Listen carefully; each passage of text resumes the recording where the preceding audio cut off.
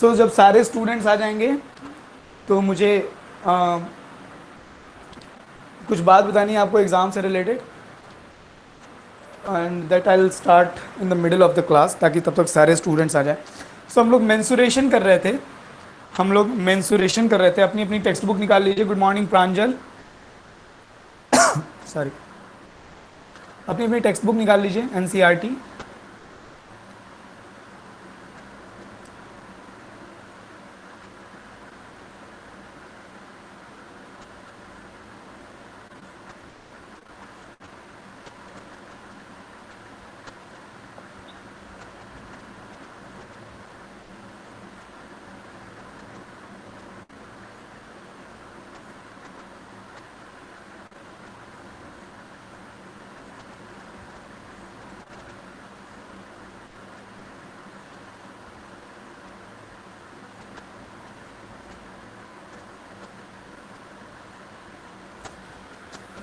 Good morning संचिता, good morning.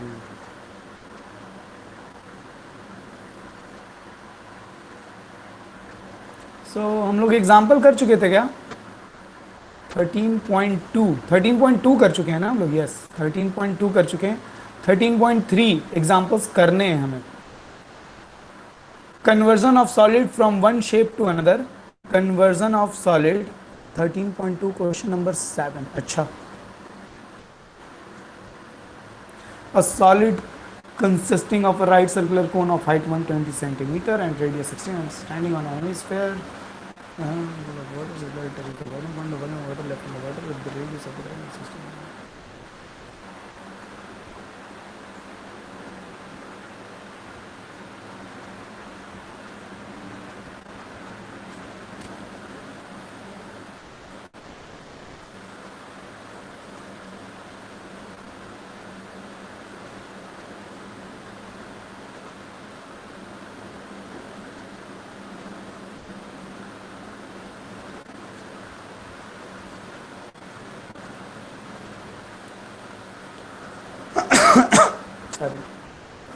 Question number 7 देख लीजिए, exercise 13.2।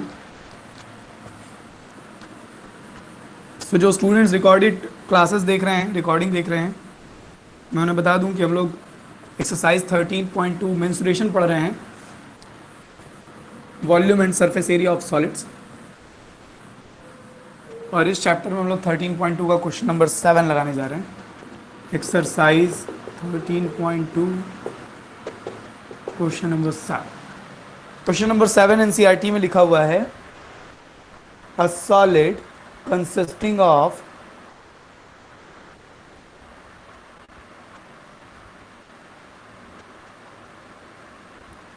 a solid consisting of a right circular cone of height 120 centimeter and radius 60 centimeter standing on a hemisphere of okay, तो एक solid है, उसमें एक right circular कोन है जो कि एक हेमिस्फेयर के ऊपर है, मतलब कुछ इस तरह की चीज।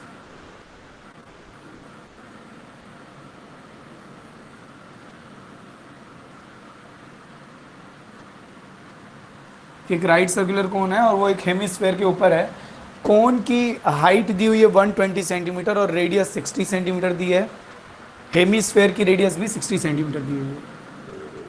ये रेडियस 60 सेंटीमीटर है और कोन की हाइट 120 सेंटीमीटर है। ये अगर आप क्वेश्चन नंबर 7 पढ़ रहे हैं, a solid consisting of a right circular cone of height 120 centimetre and radius 60 centimetre standing on a hemisphere, और ये एक हेमिस्फेयर के ऊपर है, whose radius is 60 centimetre, is placed. अब इस सॉलिड को रखा जाता है, दिस सॉलिड, देखिए क्वेश्चन नंबर 7 स्टार्टिंग में लिखा हुआ अ सॉलिड, और फिर आगे लाइन में लिख रहा है अ सॉलिड कैसा सॉलिड जिसमें एक राइट सर्कुलर कोन और एक स्फेयर है, is placed upright in a right circular cylinder, is placed upright in a right circular cylinder full of water such that it touches the bottom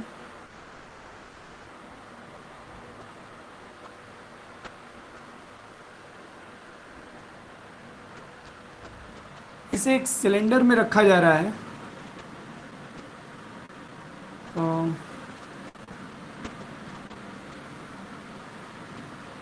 इस पूरे solid को ही एक सिलेंड्रिकल ऑब्जेक्ट में रख दिया गया है और इस तरह से रखा जा रहा है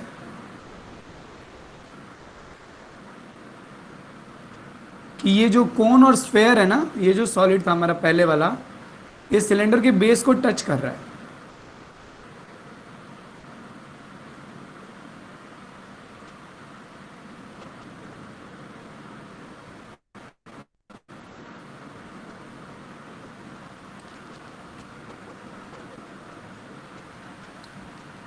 ये जो कोन और हेमिस्फेयर है, ये सिलेंडर के बेस को टच कर रहा है इस तरीके से। सिलेंडर की हाइट दी हुई है 180 सेंटीमीटर और रेडियस है 60। अरे वाह, इसकी रेडियस भी 60 सेंटीमीटर ही दी हुई है और इसकी हाइट दी हुई है 180 सेंटीमीटर। अब आप जरा देखिए, कोन की हाइट 120 और इस हेमिस्फेयर की हाइट 60, तो 120 और 60 मतलब ये ऑब्जेक्ट पूरी तरह से सिलेंडर के अंदर रहेगा, यानी कि सिर्फ बेस को ही नहीं बल्कि टॉप को भी ये टच कर रहा होगा।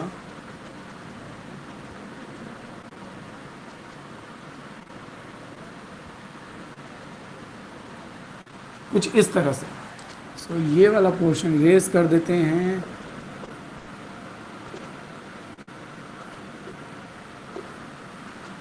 सो ये सिलेंडर की हाइट और सिलेंडर के अंदर ये कोन, और कोन जो है हेमिस्फेयर के ऊपर इस तरीके से। अच्छा, ये सिलेंडर जो है वो पानी से पूरी तरह से भरा हुआ था और इस भरे हुए सिलेंड्रिकल वेसल में मैंने ये कोन और हेमिस्फेयर से बने हुए ऑब्जेक्ट को इमर्स कर दिया है, अंदर रख दिया है। तो आपको मालूम है बाय आर्किमिडीज प्रिंसिपल, इस ऑब्जेक्ट का जितना वॉल्यूम होगा उतना वॉल्यूम वाटर इसमें से बाहर निकल जाएगा। इस अंदर वाले ऑब्जेक्ट का जितना वॉल्यूम होगा उतना वॉल्यूम ऑफ वाटर सिलेंडर से डिस्प्लेस हो जाएगा। तो मैं ऐसे लिख सकता हूं, by Archimedes principle the volume, हमको रिमेनिंग वॉल्यूम बताना है वाटर का, the volume of remaining water is equals to volume of cylinder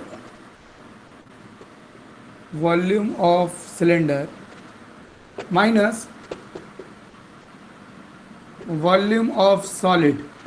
कौन सा सॉलिड? कोन प्लस हेमिस्फेयर,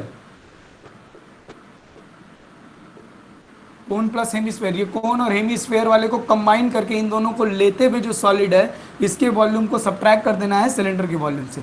ये की स्टेटमेंट है। मुझे पहले ये बताइए, क्वेश्चन पढ़ने के बाद डायग्राम आपको समझ में आया या नहीं? Miss Amrita Pandey and rest of the students.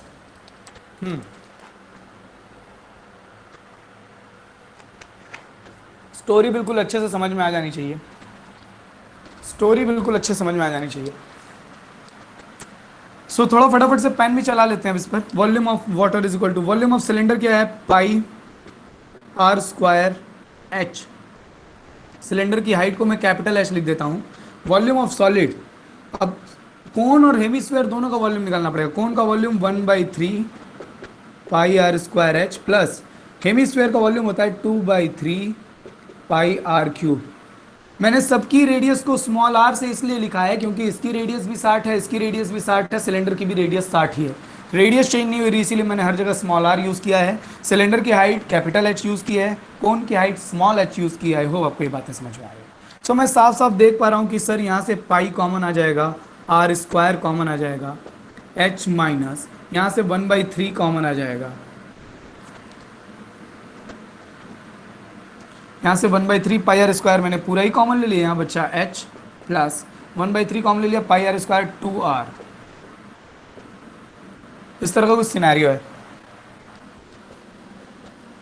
पाई की वैल्यू अभी नहीं रखते, आर की वैल्यू 60 है, 60 का स्क्वायर। सिलेंडर की हाइट 180 थी,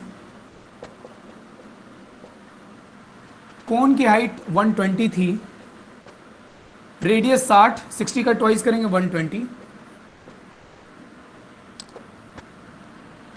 ये 120 और 120 120 120 240 240 का थर्ड करेंगे 80, 180 में से 80 चला जाएगा, 100 बचेगा। Pi into 60 square into 100। पाई की वैल्यू 3.14 रख लीजिए, पाई की वैल्यू 3.14 रख लीजिए। क्यों सर? क्योंकि 100 से मल्टीप्लाई हो गया वो 314 हो जाएगा।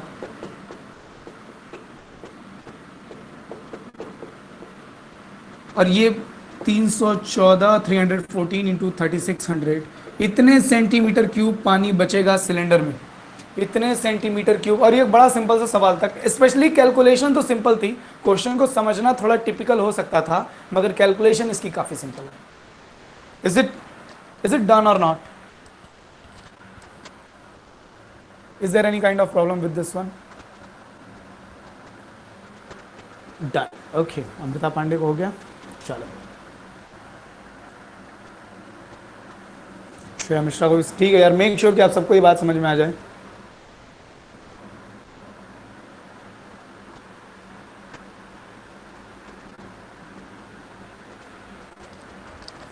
चलिए, अब मैं आप लोगों को कुछ बातें बता दूं एग्जाम से रिलेटेड। मैं आपको कुछ बातें बता, आई थिंक कितना टाइम हो गया, हाँ अब तक तो जिसको आना होगा ही गया होगा। मैं एग्जाम से रिलेटेड कुछ बातें बता दूं आपको। आप जानते हैं 50 क्वेश्चंस हैं, 1.5 आवर में क्वेश्चन पेपर आपका रहेगा। ध्यान से मेरी बात सुनिए। अगर कोई स्टूडेंट मीटिंग से लीव हो जा रहा है इंटरनेट कनेक्टिविटी की वजह से, रिकॉर्डिंग ज़रूर सुन लीजिएगा आज की क्लास की। 50 क्वेश्चंस हैं, 50 क्वेश्चंस 1.5 आवर के साथ, 1.5 घंटे हैं शायद आपके पेपर के लिए, शायद 1.5 घंटे हैं, है ना? ज़रा मुझे बताओ तो टाइमिंग क्या है आपके क्वेश्चन पेपर की? 1.5 घंटे है ना? हाँ ठीक है, हाँ ठीक है। तो मैं ये कह रहा था कि 50 क्वेश्चन है और 90 मिनट हैं आपके पास। क्लास 10th में कुछ क्वेश्चंस ऐसे हैं जो बहुत ही सिंपल है, मतलब आप सिर्फ देख करके सॉल्व कर सकते हो, पेन भी नहीं चलानी पड़ेगी। कुछ क्वेश्चंस ऐसे हैं जो 5 से 6 सेकंड में सॉल्व हो जाएंगे, तो कुछ क्वेश्चंस ऐसे भी हैं जो 5 से 6 मिनट लेंगे। हो सकता है थोड़ा सॉल्व करने में आपको टाइम लगे, तो आपको उसमें परेशान नहीं होना है। ऑब्जेक्टिव पेपर भले है, मगर मिड टर्म का स्टैंडर्ड मैंने बनाया है पेपर में। दूसरी चीज़, कभी भी ऑब्जेक्टिव पेपर को बिल्कुल एक ऑर्डर से सॉल्व नहीं करना चाहिए। मेरी बात ध्यान से सुनिएगा। आप पेन पेपर ले करके बैठे हो, मेक श्योर अच्छे खासे रफ कॉपी आपके पास हो। 2 या 3 ऑर्डर में क्वेश्चन पेपर सॉल्व करना चाहिए, दो राउंड में या 3 राउंड में। जैसे पहले राउंड में आपने क्वेश्चन नंबर 1 देखा, और अगर आपको लग रहा है कि उसमें काफ़ी सॉल्व करना पड़ेगा, तो उसको एक बार के लिए रोक दीजिए। जो देख देख के, जैसे कोई फॉर्मूला वाला क्वेश्चन आ गया एक राउंड में, होता क्या है कि अगर मान लीजिए क्वेश्चन में पहला क्वेश्चन नंबर 1 से लेके क्वेश्चन नंबर 10 तक काफ़ी लंबे सवाल हैं, मान लीजिए, ऐसा कुछ है नहीं, मान लीजिए क्वेश्चन नंबर 1 से लेके क्वेश्चन नंबर 10 तक काफ़ी कैलकुलेशन वाले क्वेश्चन है, तो स्टूडेंट पहला लगा रहे हैं, टाइम लग गया, दूसरा लगा रहे हैं, टाइम लग गया है, और 10 क्वेश्चन लगाने में ही काफ़ी टाइम चला जाता है उनका। तो फिर उनको वो 40 क्वेश्चन थोड़ा सा हेक्टिक लगने लगता है कि अरे अब मेरे पास ज़्यादा टाइम नहीं बचा और अभी 40 क्वेश्चन बाकी हैं।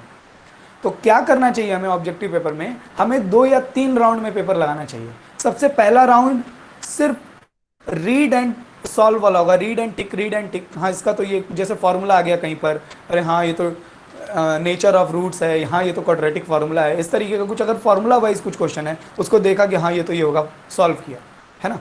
और जिन जिन क्वेश्चंस को आप छोड़ रहे हैं या जो क्वेश्चन सॉल्व वाले हैं, उनको आप नोट करते चले जाइए। क्या मुझे अभी सेकंड लगाना है, थर्ड लगाना है, वो तो आपको वैसे भी पता चल जाएगा, नोट करने की ज़रूरत नहीं है। तो आपने 1 से 50 क्वेश्चन तक को एक राउंड में लगाया, और मान लीजिए उसमें 15 क्वेश्चन ऐसे हैं, ध्यान दीजिए, सॉल्व नहीं करना है आपको, बस जो बहुत सिंपल क्वेश्चन जो हैं, ऐसे क्वेश्चन भी रहते हैं पेपर में, तो आपने एक राउंड में लगाया 10 क्वेश्चन 15 क्वेश्चन, तो मुश्किल से 5 मिनट 10 मिनट आपको लगेगा, 5 मिनट या 10 मिनट आपको लगेगा, और आप पूरा पेपर एक नज़र डाल लेंगे, पूरे पेपर में एक नज़र डाल लेंगे, और आपका शायद 10 क्वेश्चन 12 क्वेश्चन जो भी सिंपल क्वेश्चन है वो सॉल्व हो जाएंगे। सिंपल क्वेश्चन उन्हीं के लिए होंगे जिनको सारे फार्मूलाज याद होंगे, छोटी छोटी बातें याद होंगी, उनके लिए 15-20 सवाल ऐसे हो सकते हैं जो वो देख के सॉल्व करते हैं।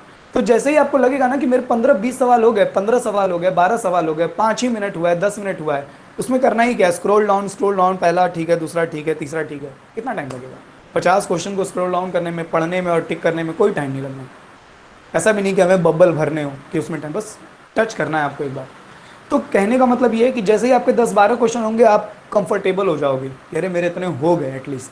अब आपके पास आपको दिखाई देगा मेरे अभी 10 ही मिनट हुए हैं, मेरे 10-15 क्वेश्चन हो चुके हैं। अब आराम से आप 30-35 क्वेश्चन जो सॉल्विंग वाले हैं वो एक तरफ से बैठ करके लगाइए, है ना। तो ये तरीका आजमाना चाहिए। कई बार ऐसा होता है कि स्टूडेंट एक तरफ से लगा रहे होते हैं और उनको लगता है कि हाँ मैं पूरा नहीं कर पाया। एक ये बात नेगेटिव मार्किंग है क्या सर? नहीं, नेगेटिव मार्किंग क्या होगी यार, ठीक है। अच्छा, दूसरी चीज़ ये कि आप जब पेपर की लिंक जो आपको मिलेगी, जब आप पेपर की लिंक को ओपन करेंगे तो ध्यान रखिएगा कि आप अच्छी नेटवर्क कंडीशन में हों। बल्कि ये काम करना कि फ़ोन को पहले ही फ्लाइट मोड पर डाल करके हटा देना, फ्लाइट मोड ऑन करना, एयरप्लेन मोड ऑन करना, उसके बाद उसको ऑफ कर देना। उस समय नेटवर्क अच्छा आता है तब लिंक क्लिक करना, ताकि आपका पेपर अच्छी इंटरनेट कनेक्टिविटी के साथ लोड हो जाए। पेपर जैसे ही आपने लिंक को क्लिक किया, पेपर को पूरा लोड हो जाने दीजिएगा। कई बार होता है कि इमेजेस लोड नहीं होती क्योंकि आप फिर रिफ्रेश नहीं कर पाएंगे। आप जानते हैं एक ही अटेम्प्ट मिलता है एक आईडी को, आप रिफ्रेश नहीं कर पाएंगे। तो इस बात का ध्यान रखिएगा कि पेपर आपका जैसे ही मान लीजिए आपका पेपर 9:30 बजे से है, जो भी टाइमिंग हो मुझे याद नहीं है, मान लीजिए आपका पेपर 9:30 बजे से है, तो 9:30 बजे आपने पेपर लिंक क्लिक किया, 10-15 सेकंड 20 सेकंड उसको दे दीजिए कि पेपर पूरा एक राउंड देख लो कि क्वेश्चन नंबर 1 2 3 50 क्वेश्चन है ना, कहीं कोई इमेज ऐसी तो नहीं है जो डाउन नहीं लोड हुई है, इस तरह का कोई इशू नहीं होना चाहिए। जब आपका पेपर पूरा लोड जाए, हड़बड़ाना भी नहीं है, 15-20 सेकंड में ना हो तो 1 मिनट उसको रिफ्रेश मत कीजिएगा। उसको रिफ्रेश करेंगे तो आपका अटेम्प्ट चला जाएगा। तो आराम से क्वेश्चन पेपर लोड हो जाने दीजिएगा, उसके बाद अटेम्प्ट करना। एक बार पेपर लोड हो गया, उसके बाद इंटरनेट आ जा रहा है, तब भी कोई दिक्कत नहीं होगी, उसके बाद आप आराम से पेपर सॉल्व करो। एक छोटी सी और, टाइम टेबल तो ऑलरेडी आप लोगों को गूगल क्लासरूम पर दे दिया गया है। टाइम टेबल गूगल क्लासरूम में आप देखिए, सत्यम उस पर ऑलरेडी है। एक और चीज़ मैं अपनी स्क्रीन शेयर करके आपको बता रहा हूँ, बहुत ध्यान से देखिएगा। एक और छोटी सी बात है जो मैं आपको स्क्रीन शेयर करके बता रहा हूँ, बहुत ध्यान से देखिएगा। ये ज़्यादातर स्टूडेंट को हो सकता है मालूम हो, बट फिर भी मुझे कहा गया है कि मैं आप सबको बता दूँ।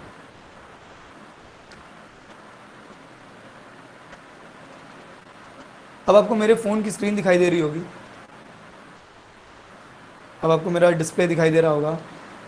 ज़्यादातर लोगों के फ़ोन में इंटरनेट ब्राउज़र्स होते हैं, और जनरली एक कॉमन ब्राउज़र है गूगल क्रोम।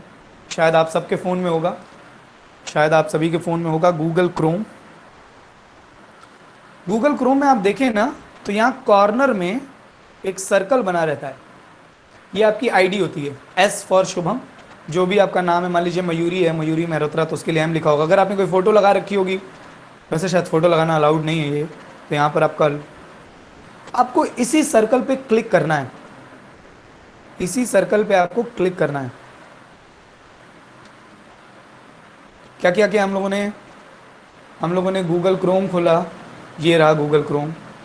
गूगल क्रोम में राइट साइड में ऊपर में कॉर्नर में एक सर्कल बना है, उस सर्कल पे टच किया। यहाँ पे वो सारी ईमेल आईडी दिखाएगी जो आपके फ़ोन में है, यहाँ पे वो सारी ईमेल आईडी दिखाएगी जो आपके फ़ोन में है। सारी ईमेल आईडी, जितनी ईमेल आईडी आपके फ़ोन में है सब शो करेगा। आपको वो वाली ईमेल आईडी चूज़ करनी है जो स्कूल का अकाउंट है, स्कूल वाली ईमेल आईडी। जैसे shubhampodar@cpsmou.com, मेरी यही ईमेल आईडी सेलेक्ट की हुई है। जैसे मान लीजिए मैंने यहाँ सर्कल पे क्लिक किया, यहाँ देखिए कहाँ है स्कूल वाली आईडी, ये रही शुभम, आपको दिख रहा है ना, shubham.poddar@cpsmou.com। मैंने इस पर क्लिक कर लिया। अब यहाँ मेरे ब्राउज़र में स्कूल वाली आईडी आ गई है, अब आप पेपर की लिंक क्लिक करेंगे,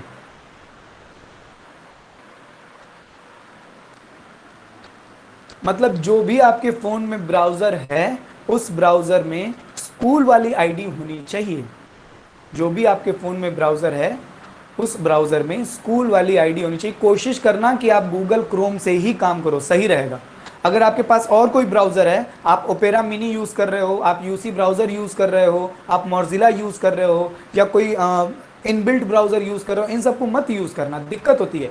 प्ले स्टोर पर जाइए, गूगल क्रोम डाउनलोड कर लीजिए और गूगल क्रोम में अपनी स्कूल आईडी सेलेक्ट कर लीजिएगा।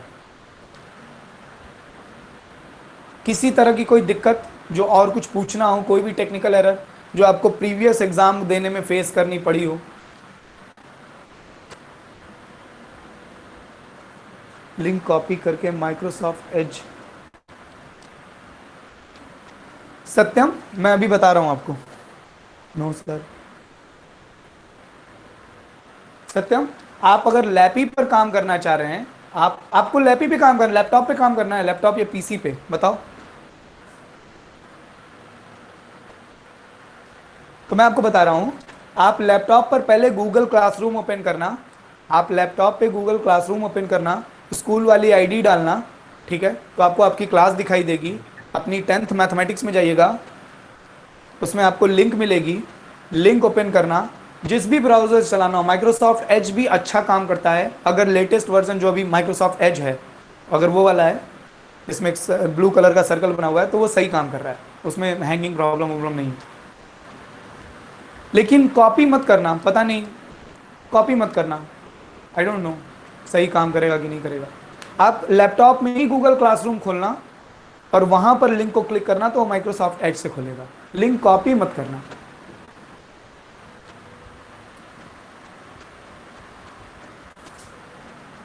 टेस्ट में मैं किसी भी तरह का ये आर्ग्यूमेंट नहीं सुनूंगा कि सर ये क्वेश्चन कहाँ से आया, वो क्वेश्चन कहाँ से आया, ये क्वेश्चन इतना लंबा है, ये ऑब्जेक्टिव में नहीं होना चाहिए। इस तरह की कोई भी बकवास मैं किसी से नहीं सुनूंगा। आपको अगर क्वेश्चन पेपर में कोई प्रॉब्लम हो रही हो, आपको ऐसा लग रहा हो कि मैं सॉल्व कर रहा हूं, इसका ऑप्शन ही नहीं आ रहा है, आपका काम है दूसरा क्वेश्चन करना। बीच ये नहीं कि बीच बीच में बहुत सारे स्टूडेंट्स क्या होते हैं, अभी पेपर अटेम्प्ट कर रहे हैं, फिर रिसेंट टैब में आके गूगल क्लासरूम पर आएंगे और कमेंट करेंगे कि सर ये इसका आंसर ही नहीं आ रहा, इसका ऑप्शन गलत है, इसका ये गलत है, इसका वो। अगर कोई क्वेश्चन पेपर में मिस्टेक हुई तो उसके आपको एडिशनल मार्क्स ऑटोमेटिक मिलेंगे। अगर हमारी तरफ से कोई मिस्टेक रही तो आपको उसके मार्क्स ऑटोमेटिकली मिलेंगे। अब होता क्या कि जब बच्चे टैब छोड़ करके क्लासरूम में आके कमेंट करते हैं, फिर उधर जाते हैं, तो फिर वो लिख देता है योर सेशन एक्सपायर्ड। तो आप जब 1.5 घंटा, जब आपने लिंक क्लिक कर दी, पेपर आ गया, तो आपको पेपर ही लगाना है। अगर आप सॉल्व कर रहे हैं, ऑप्शन नहीं आ रहा है, देन जस्ट स्किप इट, आगे बढ़िए उससे। लेकिन परेशान मत होइएगा बीच बीच में, ये नहीं कि कभी क्लासरूम पर आ गए, यहाँ कमेंट कर रहे हैं, कभी जब तक। हाँ, अगर आपका पेपर लिंक ओपन नहीं हो रहा है या कोई टेक्निकल इशू आ गया है, तो आप राजन सर को फ़ोन कर सकते हैं, कमेंट कर सकते हैं, तब तो मजबूरी है। वरना जब पेपर आपके सामने हो तो आप सिर्फ और सिर्फ क्वेश्चन सॉल्व कीजिएगा। ऐसे भी बहुत सारे क्वेश्चंस हो सकते हैं जिसका डायग्राम ना बना हो, तो डायग्राम आपको खुद से बनाना पड़ेगा। क्वेश्चन हो सकता है बहुत ईजी हो, लेकिन डायग्राम ना बना हो, डायग्राम आपको खुद से बनाना पड़ेगा, बना करके सॉल्व करना पड़ेगा। इन सब छोटी छोटी बातों का ध्यान रखिएगा। सर टाइम टेबल आपके क्लास में है? देखिए सत्यम, बाकी सबने बता दिया है, इंग्लिश की क्लास में अपलोड हुआ है, राजन सर ने अपलोड तो किया था यार। चलो ठीक है, मैं भी टाइम टेबल अपलोड कर दूंगा एक बार, मैं भी एक बार अपनी क्लास में, मैथ्स में भी क्लास में अपलोड कर दूंगा। चलो आगे पढ़ते हैं अब। अगर किसी को पेपर से रिलेटेड कोई भी इशू हो कि सर मेरे ब्राउज़र में लिंक ऐड नहीं हो रहा है, ये नहीं हो रहा है, वो नहीं हो रहा है, तो राजन सर से या मुझसे फ़ोन करके डिस्कस कर लेगा पहले ही। पेपर वाले दिन अगर कोई ज़्यादा बदमाशी किया कि हाँ ये नहीं हो रहा, वो नहीं हो रहा, भोज पर कोहड़ा रोपने वाला हिसाब मत बैठाना, ठीक है? बता दे रहा हूँ मैं, जो भी आपकी प्रॉब्लम्स हैं वो पहले से ही तैयार करके रखिए। हाँ सर, मेरा ब्राउज़र में मैंने स्कूल की आईडी ऐड कर रखी है, सब ओके है। बाद में कोई बेवजह का इशू मत क्रिएट करना यार। पेपर वाले दिन ना दिमाग वैसे भी 4 जगह बटा रहता है। सो हमारा है नेक्स्ट टॉपिक है conversion of solid from one shape to another, और इसमें हम करने जा रहे हैं एग्जांपल्स। एग्जाम्पल नंबर 8 हम करेंगे। अच्छे question, 9th 10th 11th 12th, बहुत छोटे छोटे क्वेश्चन हैं, 9th 10th 11th 12th, 9th 10th 11th। 3 example है, ज़्यादा नहीं। एग्जाम्पल नंबर 8 से लगाना शुरू कीजिए।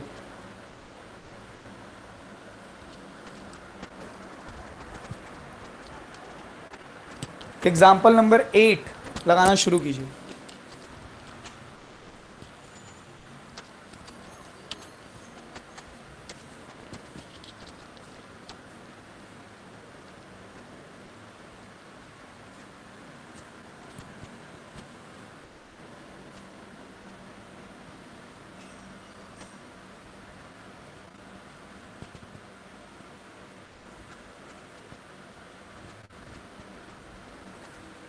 बहुत सारे स्टूडेंट मीटिंग लीव कर रहे हैं। ठीक है, आपका एग्ज़ाम है, आप जाना चाह रहे थे, बट फिर वही है कि रिकॉर्डिंग देखना यार इन सब क्लासेस की।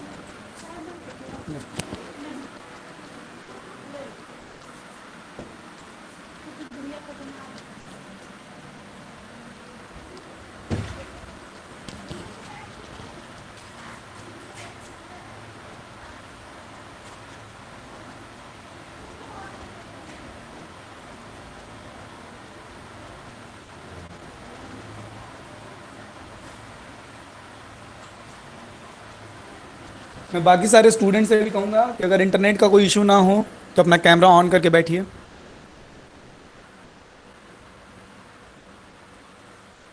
बैठ के पढ़ाई कीजिए।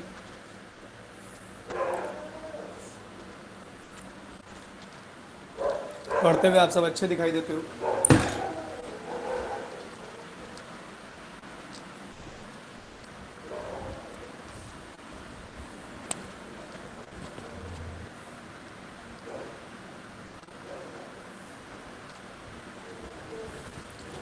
Keep on solving questions. So मुझे विजय दिखाई दे रहे हैं।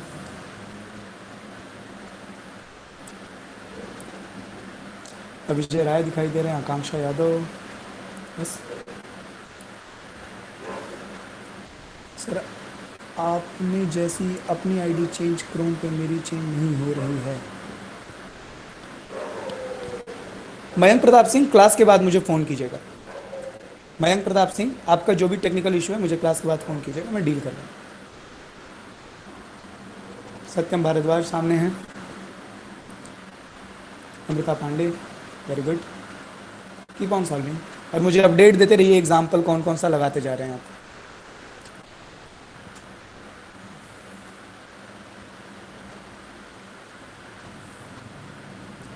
संचिता का 8th हो गया है।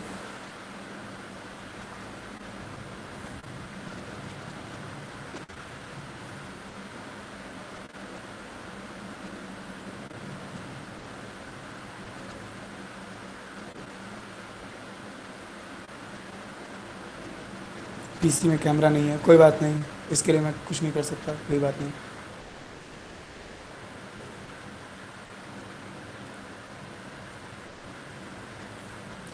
कर लोगे तो अभी कर लोगे एग्जाम्पल्स। एटलीस्ट एग्ज़ाम टाइम में ये तो रहेगा कि एनसीईआरटी में एग्जाम्पल्स हो गए, एक्सरसाइज हो गई, सब हमने किया है। आकांक्षा का 8th हो गया, अदिति का 8th हो गया, शिखर मिश्रा का 8th हो गया है, मानसी का 8th हो गया, संचिता का 8th हो गया, संचिता दुबे, मानसी का हो गया, गुड, मनी का भी हो गया।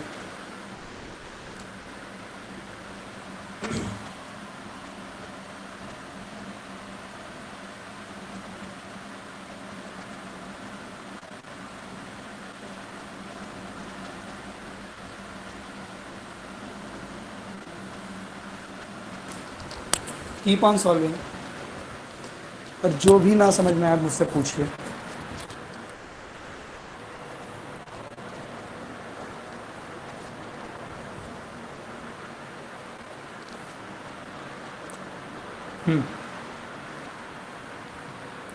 कैलकुलेटर मत यूज़ कीजिएगा। स्पीड और पेस का ध्यान रखना है हमें।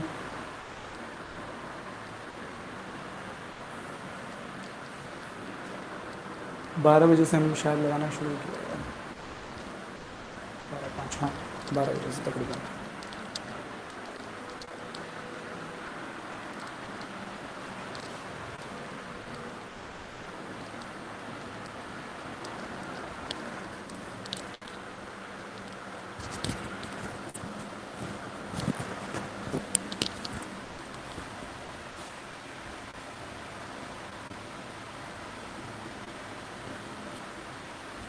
खुशी पांडे का 8 और 9 दोनों हो गया।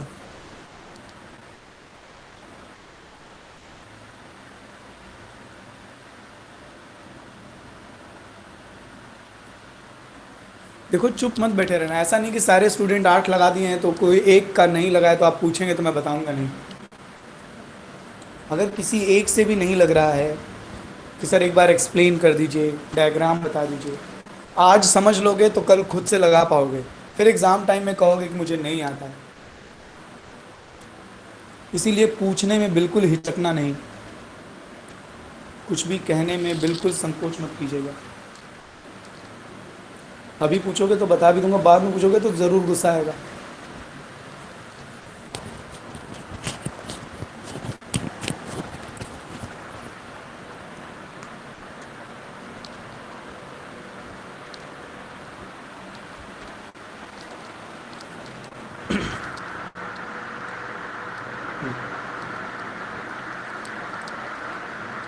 इसको बात नहीं करना, इसको घर भेज दो, इसको बुलाइए। आज शाम को 5 क्लास है ना।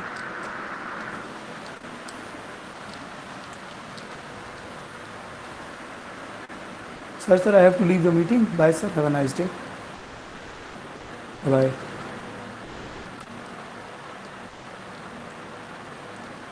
Rest of you keep on solving. Shivam Yadav का भी 8th हो गया।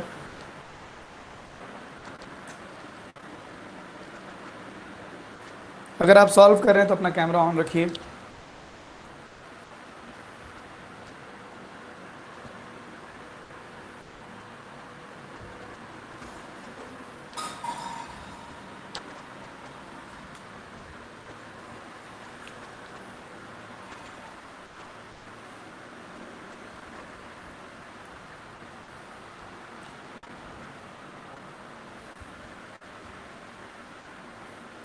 चार एग्जाम्पल है, एक टारगेट रखते हैं 20 मिनट।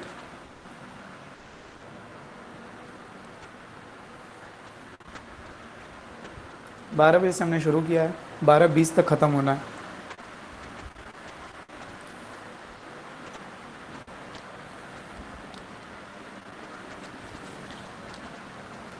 रजनीश का 8 हो गया। Okay, keep on solving, keep on solving.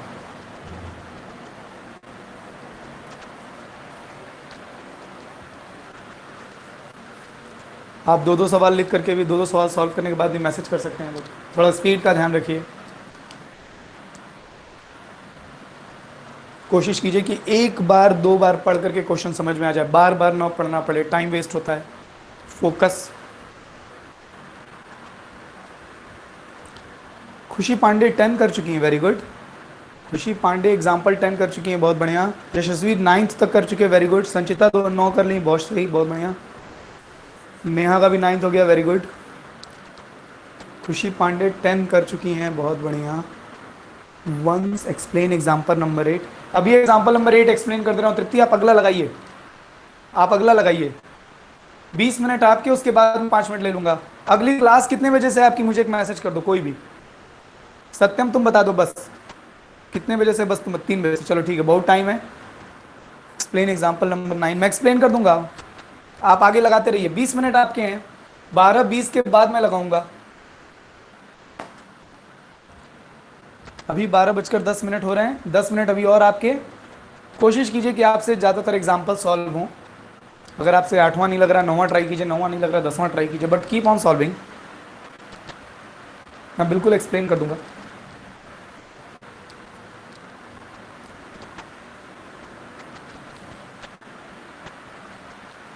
अपना पोटेंशियल दिखाओ, अपनी स्पीड दिखाओ, अपनी एक्यूरेसी कैलकुलेशन दिखाओ।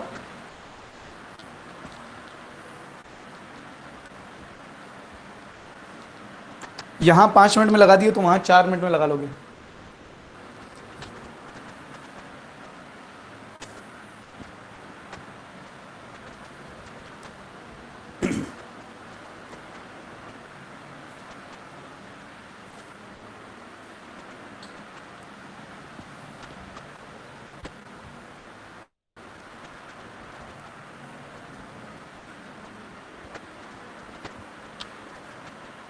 मनी का भी 10th हो गया, वेरी गुड।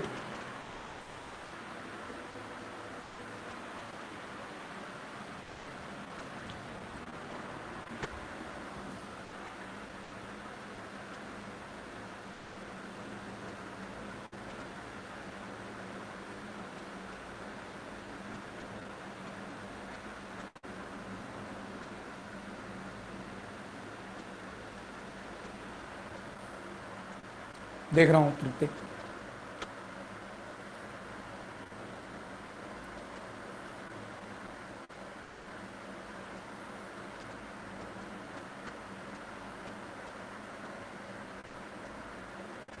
लिखा तो है अंडरग्राउंड टैंक, ब्रैकेट में लिखा तो है तृतीय, एक अंडरग्राउंड टैंक है और उसकी शेप क्यूबॉइडल है। ये पूछने वाली बात नहीं थी, ये तो आपको समझ में आ जाता। आगे ब्रैकेट में लिखा हुआ है underground tank in cuboidal in shape.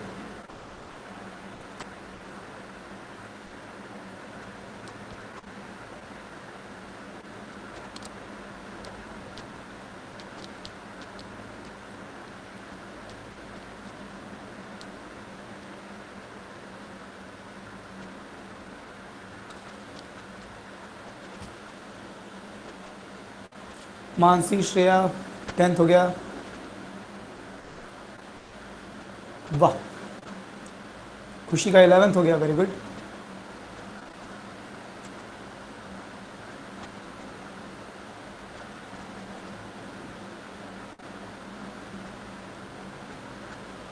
खुशी, अगर आपका 11th हो चुका है और आपको कोई डाउट नहीं है तो आप मीटिंग लीव कर सकती हैं, अपने मिड टर्म के लिए पढ़ सकती हैं।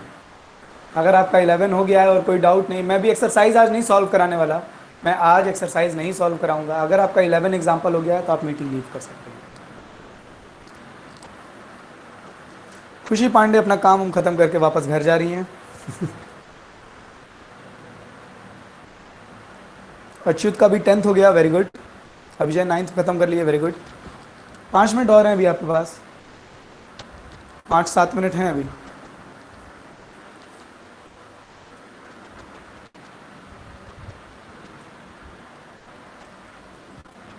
मयंक, अगर आपको कोई डाउट नहीं है और आपने 11th एग्जाम्पल कर लिया है, कुछ पूछना नहीं है, तो आप मीटिंग लीव कर सकते हैं।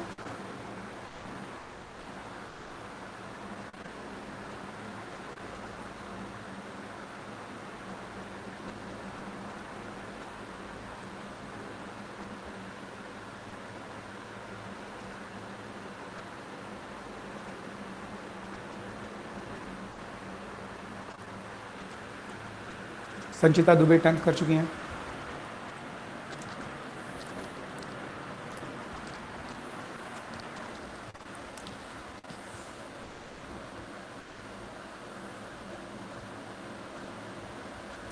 ऋतिका 10th हो गया।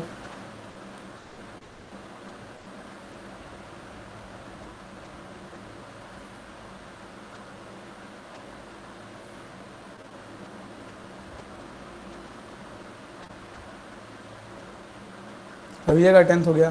Keep on solving, don't stop.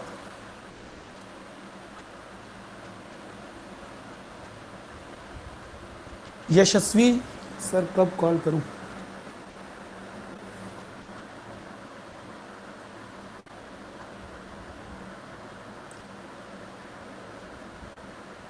मैं तो चला गया।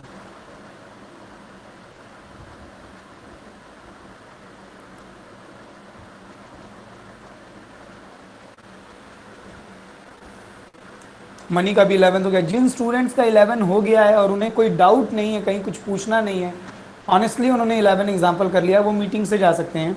जिनके डाउट्स हैं वो रुके रहेंगे। 1 मिनट पहले, बहुत अच्छी स्पीड, अच्छी है आपकी। आपने ठीक 12-20 तक, 12-15 तक, 15 मिनट में आपने 4 एग्जाम्पल किए हैं, वेरी गुड। कुछ लोगों ने 15 मिनट से भी कम लिया है चारों एग्जाम्पल्स को सॉल्व करने में। और देखिए, मैं यही मान रहा हूँ कि आप लोग ऑनेस्टली क्वेश्चन सॉल्व कर रहे होंगे, कैलकुलेटर यूज़ नहीं कर रहे होंगे, बुक से हेल्प नहीं ले रहे होंगे।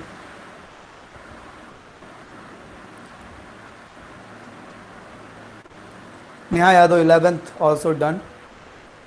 जिन भी स्टूडेंट्स का 11 हो चुका है, बहुत अच्छे टाइम पर हुआ है आप लोगों का 11th, स्पीड अच्छी है आप लोगों की। 11th अगर आपका हो गया और आपको कोई डाउट नहीं पूछना है तो आप मीटिंग लीव कर सकते हैं, मीटिंग से जा सकते हैं। हम लोग कल फिर मिलेंगे। जिनके डाउट्स हैं वो रुकेंगे क्लास में, भले आपको 8, 9, 10, 11 सब पूछना हो, मैं बताऊंगा।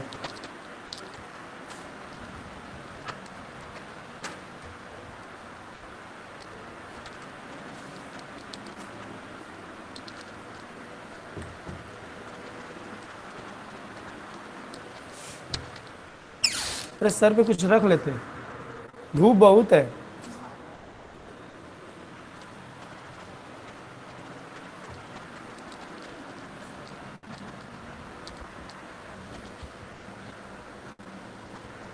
Our school will not open from 15 October. अभी तो 15 से नहीं खुल रहा है लग रहा है,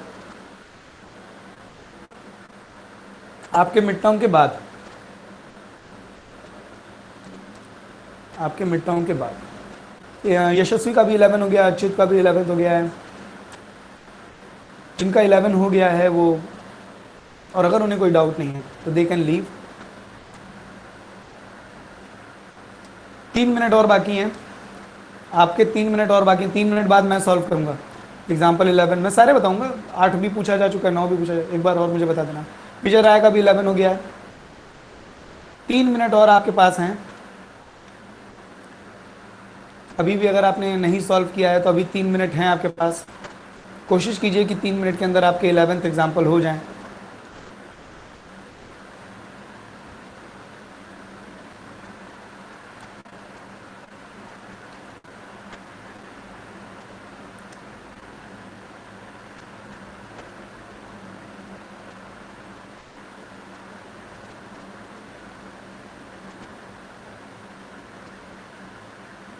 बाय ऋषा।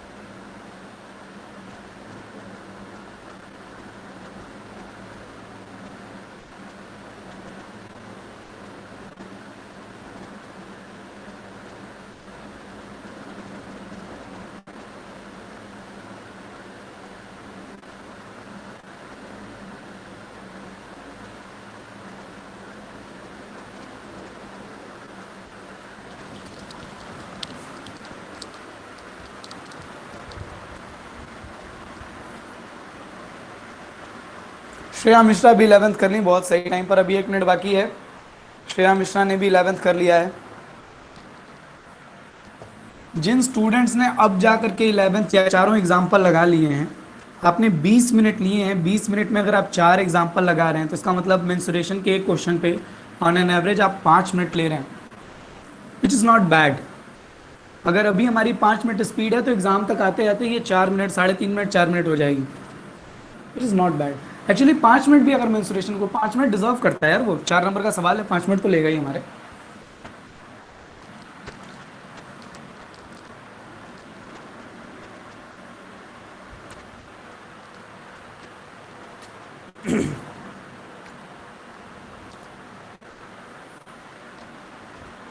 सो अब आपका टाइम हो गया ओवर। अब आप मुझे बताइए कौन कौन सा एग्जाम्पल किसे समझना है। अब मुझे बताइए किसे कौन सा एग्जाम्पल। सत्यम भारद्वाज भी टाइम पर 11 लगा चुके हैं। ऋतिक कुमार कह रहे हैं एग्जाम्पल नंबर 11 एंड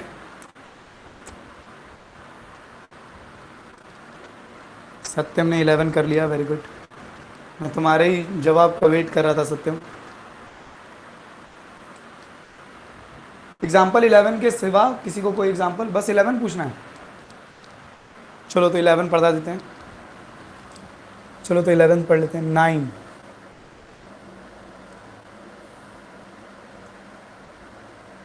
चलो 11 से ही शुरू करते हैं।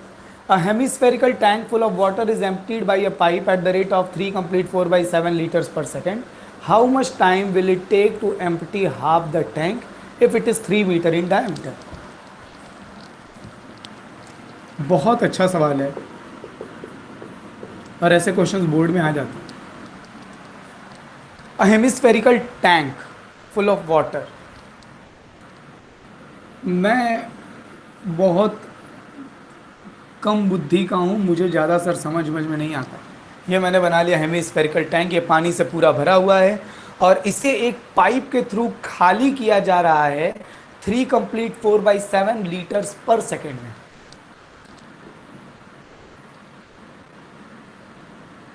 पाइप सिलेंड्रिकल शेप की होती है। 3 कंप्लीट 4/7 लीटर पर सेकेंड, एक सेकेंड में ये पाइप 3 कंप्लीट 4/7 लीटर पानी इसमें से निकाल दे रही है। How much time will it take to empty half the tank, इसका आधा पानी खाली करने में कितना टाइम लगेगा। If it is 3 metre in diameter. इसका डायमीटर 3 मीटर है तो रेडियस इसकी हो जाएगी 3/2 मीटर।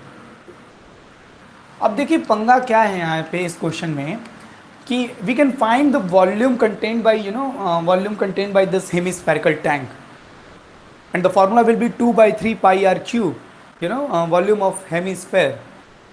लेकिन वो वॉल्यूम जो है वो मीटर क्यूब में आएगा और पाइप का हिसाब लीटर में दिया है। हमें वॉल्यूम, हम सॉलिड का इस टैंक का वॉल्यूम मीटर क्यूब में निकाल पाएंगे और पाइप का जो रेट दिया है वाटर ड्रेन करने का, इसमें से पानी को निकालने का, वो लीटर में दिया हुआ है। तो सबसे बड़ी दिक्कत तो यूनिट कन्वर्जन की है कि हमारा वॉल्यूम मीटर क्यूब में हम निकालेंगे और पानी वॉल्यूम निकाल ले लीटर में। हम जानते हैं इसको मीटर क्यूब में, ये निकाल ले लीटर में, कैसे हिसाब बनेगा सर?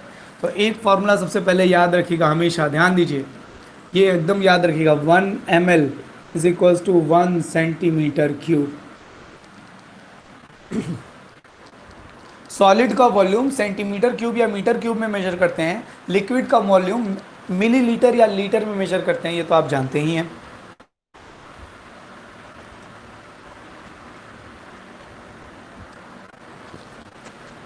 ये एकदम याद रखिएगा, 1 ml is equal to 1 centimetre cube. अच्छा, अब ध्यान दीजिए, अगर 1 मीटर क्यूब की बात करूं, ध्यान दीजिए 1 मीटर क्यूब की बात करूं तो 1 मीटर क्यूब का मतलब 1 metre into 1 metre into 1 metre, 100 centimetre into 100 centimetre into 100 centimetre. 1 centimetre cube में 1 ml होता है, तो इसको मैंने लिख लिया 100 ml, 100 ml, सॉरी, ये मल्टीप्लाई होगा कितना हो जाएगा, 1 2 3 4 5 6 सेंटीमीटर क्यूब। और 1 सेंटीमीटर क्यूब में 1 ml होता है, तो मैं यहाँ पे सेंटीमीटर की क्यूब की जगह क्या लिख सकता हूँ, ml। मिलीलीटर को जब मैं लीटर में कन्वर्ट करूंगा तो 1000 से डिवाइड करना होता है। इसमें 1000 से डिवाइड करूंगा तो 3 जीरोस कम हो जाएंगे। ये आप नोट कर लीजिए अलग से, कभी एग्जाम में भूल भी गया तो आपको याद रहेगा। मैं बस ये याद रखता हूँ और ये याद रखता हूँ। अगर आपको ये याद नहीं भी हो तो आप इसको निकाल सकते हैं, इसको नोट ज़रूर कर लेना। बिल्कुल सत्यम, 1 मीटर क्यूब में 1000 लीटर्स होते हैं।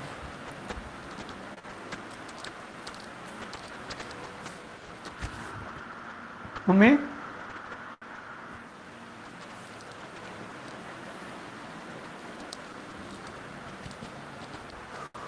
ओके, अब हम निकाल लेते हैं। आई होप आपने ये सब नोट कर लिया हो।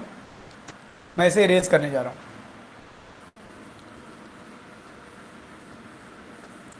चलो, ये सब तो अपनी जगह हो गया सर। वॉल्यूम ऑफ टैंक,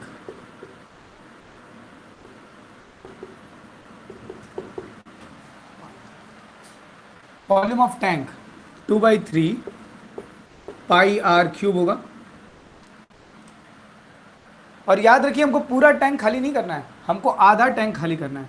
तो वॉल्यूम ऑफ हाफ टैंक अगर मैं लिखूं तो 1/3 पाई आर क्यूब होगा। वॉल्यूम ऑफ हाफ टैंक अगर मैं लिखूं तो 1/3 pi r cube metre cube होगा। इसको हमको लीटर में चेंज कर लेना है भाई, इसको हमें लीटर में चेंज कर लेना है। 1 मीटर क्यूब में 1000 लीटर, ये मीटर क्यूब को हमने लीटर में चेंज कर लिया।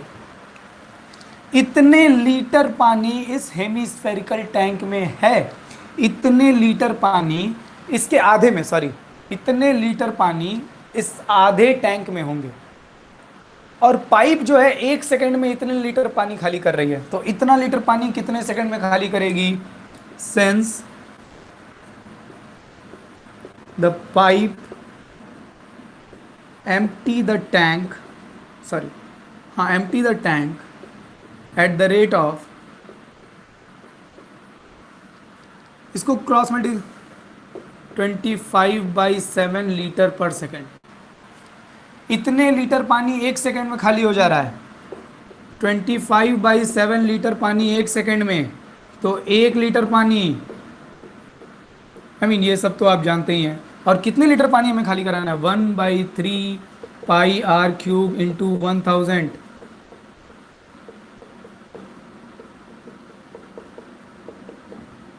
आर की वैल्यू कितनी है 3/2, पाई की वैल्यू भी रख लेते हैं 22/7, 3/2 इंटू 3/2 इंटू 3/2 इंटू 1000,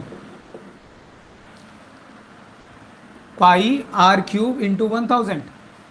ये मुझको दिखाई दे रहा है 7 कट गया सर, ये मुझको दिखाई दे रहा है 3 कट गया सर। अरे वाह, 2 दूनी 4, 25, 25 4 जा 100, 100 से 2 0 कट गया। अरे वाह, 2 5 जा 10, 22 5 जा 110, 110 में 9 से मल्टीप्लाई कर लीजिए, 990 सेकेंड्स, 990 सेकेंड्स।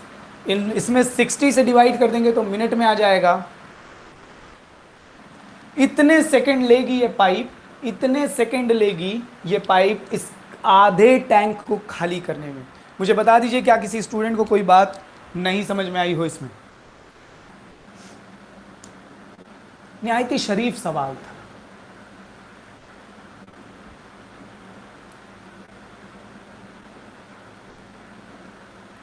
नहीं समझ में आया है? फिर से बताऊं?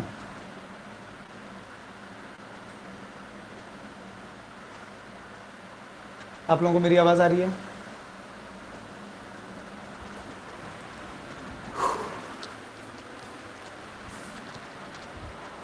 आ गया समझ, आ गया। अच्छा अच्छा, समझ गया।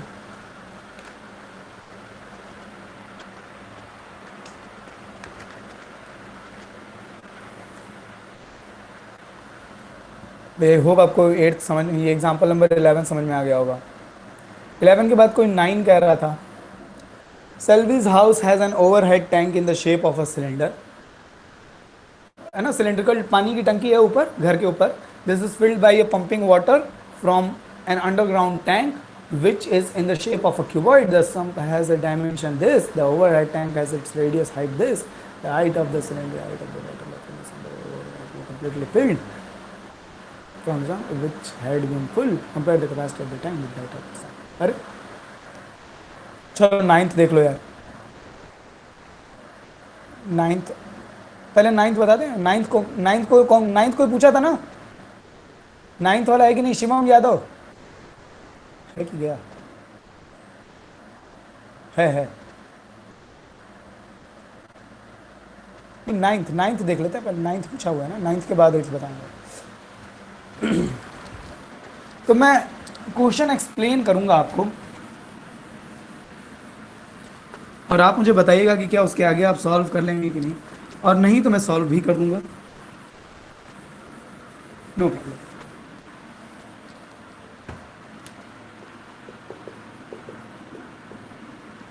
Example number 9, Selvi's house has an overhead tank in the shape of a cylinder.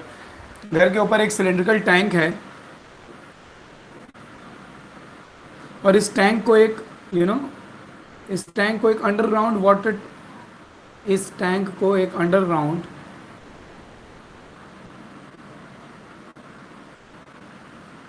Cuboidal tank से भरना है।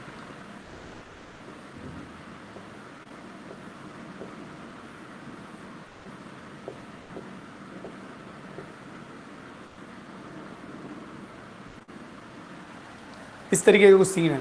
ये अंडरग्राउंड टैंक है, इसमें से पानी निकल करके आपके घर के ओवरहेड जो पानी की टंकी है इसमें वाटर को पंप करा है। तो ये नीचे वाले की डायमेंशन दिया 1.57। ओह, डायमेंशन देख रहे हो, खाली कैलकुलेशन कराना चाहता है आपसे। डायमेंशंस देखो इसकी, खाली कैलकुलेशन कराना चाह रहा है ये। 1.44 और हाइट है इसकी 95 सेंटीमीटर। इसकी हाइट है 95, तो मैं 0.95 मीटर लिख देता हूँ। ये लेंथ, ये ब्रेथ, ये हाइट, तो वॉल्यूम निकल जाएगा इस टैंक का। The overhead tank has its radius 60 and height 95। इसकी रेडियस है 60, 0.60 लिख ले रहा हूँ, और हाइट 95 है, 0.95 मीटर लिख ले रहा हूँ।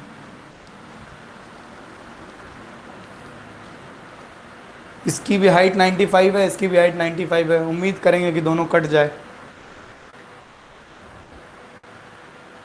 इसमें लिखा हुआ है कि find the height of the water left in the sump after the overhead tank has been completely filled with the water. इसको पूरा भरने के बाद इसमें कितनी हाइट तक पानी बचा रहेगा? इसको पूरा भरने के बाद इसमें कितनी हाइट तक पानी बचा रहेगा? तो हम पहले निकालेंगे कि इसमें पानी कितना बचा।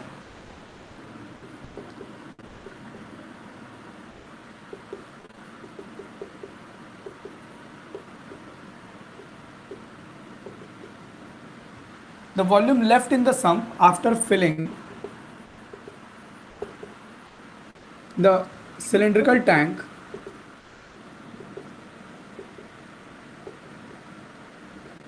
completely, इसमें से इस टैंक को पूरा पानी भरने के बाद इसमें कितना बचा? तो बड़ा सिंपल सा काम है सर। क्या करेंगे बताओ? इसमें पानी बचा हुआ कैसे निकालेंगे? अगर इसमें से पानी निकल के इसमें पूरा भर दिया जा रहा है तो इसमें बचा हुआ पानी कैसे निकालेंगे? बता दो मुझे, बता दो बता दो बता दो।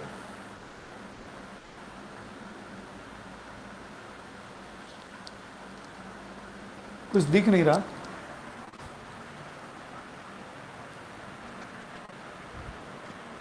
एक मिनट एक मिनट एक मिनट, कोई बात नहीं। लग रहा है M I portrait mode on हो गया है सर, आप नहीं देख रहे। नहीं, मेरा फ़ोन एम आई का नहीं है। Shake your phone.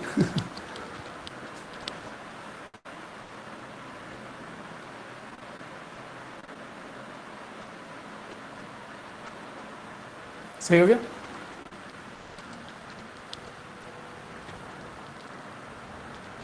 चल,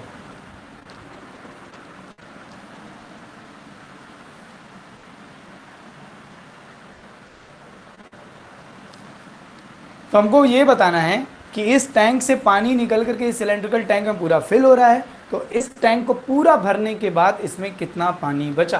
तो कैसे निकालेंगे वो? Volume of cuboidal tank minus volume of cylindrical tank. वो कैसे निकालेंगे? क्यूबॉइडल टैंक का वॉल्यूम होता है L into B into H, L into B into H, minus cylindrical tank का वॉल्यूम होता है पाई आर स्क्वायर एच। देखिए इसकी हाइट और इसकी हाइट सेम है, इसीलिए मैंने दोनों जगह h यूज किया है। दोनों की हाइट सेम है इसीलिए मैंने दोनों जगह h यूज किया है। मैं इसको अभी सॉल्व नहीं करूंगा, मैं इसको अभी सॉल्व नहीं करूंगा क्योंकि ये हमको निकालना ही नहीं, ये हमको निकालना है। जब जरूरत होगी तब देखा जाएगा, अभी मेरा सॉल्व करने पे मूड नहीं है। इसमें से कितना पानी इसमें गया, तो इसके वॉल्यूम में से सिलेंडर जितना वॉल्यूम हमने माइनस कर दिया, इतना पानी बचा है अभी भी। क्यूबॉइडल टैंक में, अंडरग्राउंड टैंक में इतना पानी अभी भी बचा हुआ है, संप में इतना पानी बचा हुआ है। अब ये पूछ रहा है कि अगर इतना पानी बचा हुआ है तो ये कितनी हाइट तक होगा? तो हम बेस एरिया से डिवाइड कर देंगे।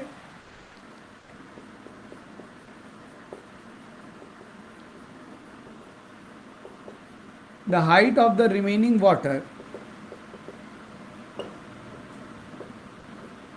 in sump is equals to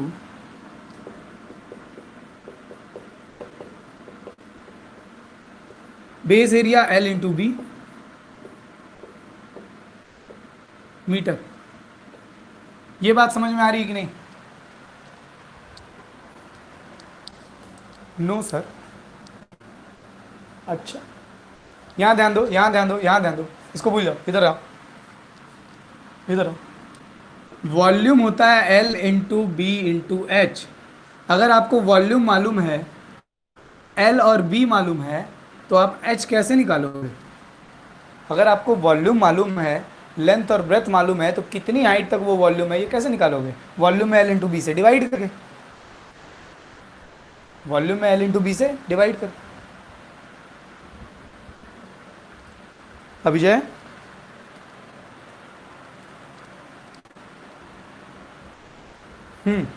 ठीक उसी तरीके से ये हमको वॉल्यूम मालूम है ना, इस टैंक में बचे हुए पानी का वॉल्यूम।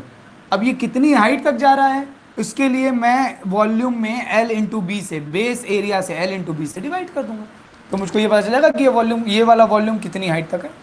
सिंपल है ना। आई होप आप मेरी आप बात समझ गए होंगे। अब मैं इसको कैलकुलेट करूंगा और क्या,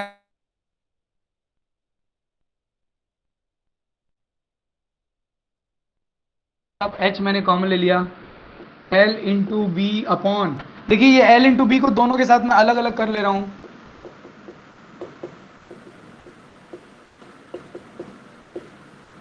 पहले तो मैंने एच कॉमन ले लिया और एल इंटू बी को इसके साथ और इसके साथ अलग अलग कर लिया, यहां वन आ जाएगा।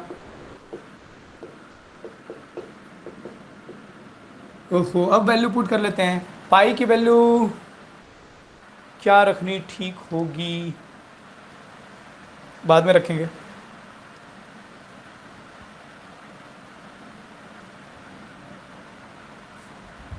बाद में रखेंगे।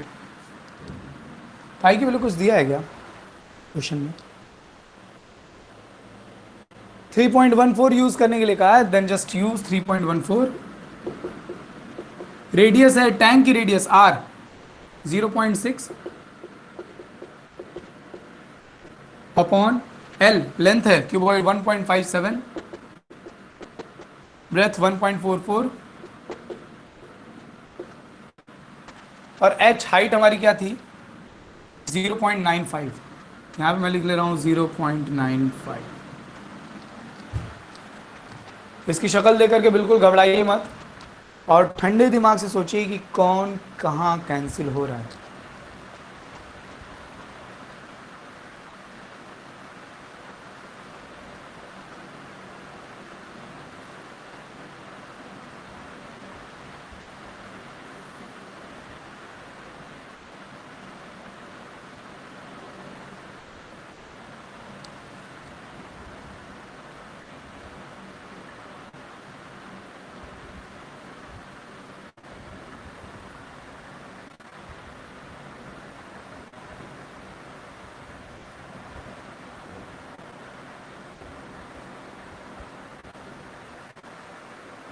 हम्म?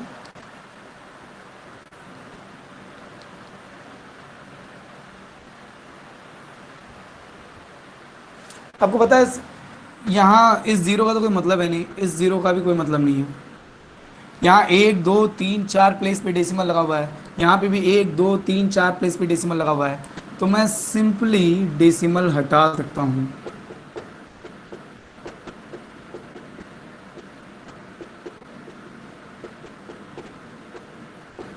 बहुत बड़ा काम कर दिया सर आप।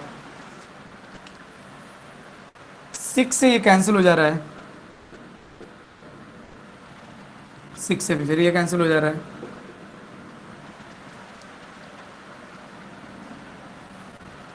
देखिए जरा 157 से ये दो बार में चला जा रहा है, अरे वाह वाह वाह वाह वाह। देखिए 157 से दो बार में कैंसिल हो जा रहा है।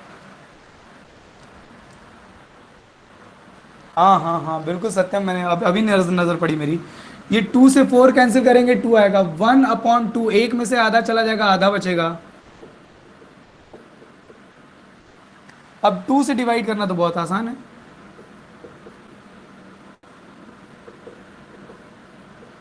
0.475 मीटर, 0.475 मीटर, इतनी हाइट तक पानी बचा होगा, हाँ या ना?